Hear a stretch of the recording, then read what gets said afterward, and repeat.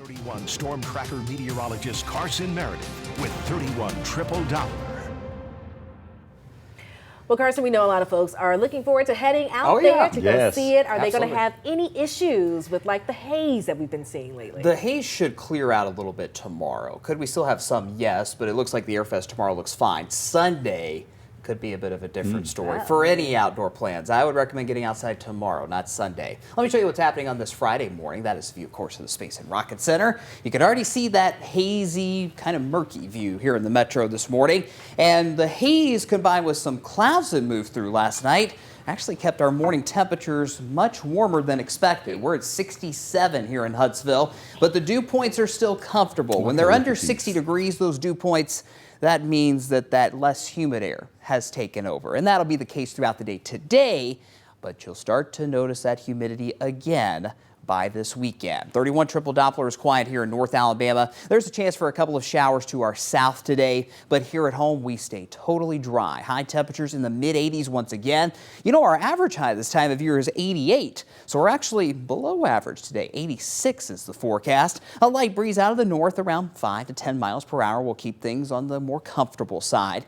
And despite all the sunshine, there's not going to be a whole lot of blue sky today because of that haze. A reminder, air quality alert is in effect for Madison and Morgan counties all day long. High temperatures for most of us in the mid-80s. You see on future radar a mostly sunny picture. Lower 80s likely in northeast Alabama today. And as the night goes on, that haze should start to improve. Again, we'll have some haze tomorrow, but it's not going to be nearly as bad as today. Now, when you wake up tomorrow morning, look at those temperatures, mid to upper 50s. Still not too humid tomorrow morning either, so you may want to grab a light jacket if you'll be out early on your Saturday. But you will not need that jacket very long. We warm things up very quickly tomorrow. Highs for most in the upper 80s on Saturday. Here in Huntsville, we got that forecast high at 90 on the dot. Clouds start to move in Saturday night. That's ahead of our next weather maker that is going to bring a stormy Sunday. We're talking a couple of rounds of storms on Sunday, one of which is during the afternoon, just those typical summertime pop-up storms.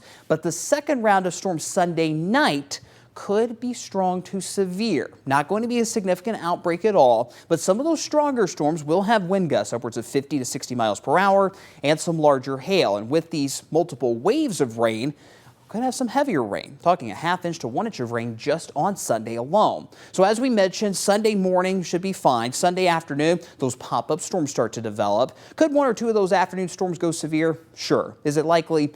Not really. Just the typical summertime pop-ups during the afternoon. It's those storms along a cold front Sunday night that poses the greatest risk for strong to severe storms, gusty winds and hail like we talked about. The front moves through overnight Sunday night into Monday morning and will slowly dry things out as the day goes on Monday. 10-day forecast looks like this. You look ahead to next week, we transition more to that typical summertime pattern again, where it's warm, it's humid, and that, of course, means the daily chances for storms. And I will say over the next 7 days, we're going to get a lot of rain. We're talking 2 to 4 inches of rain over the next week.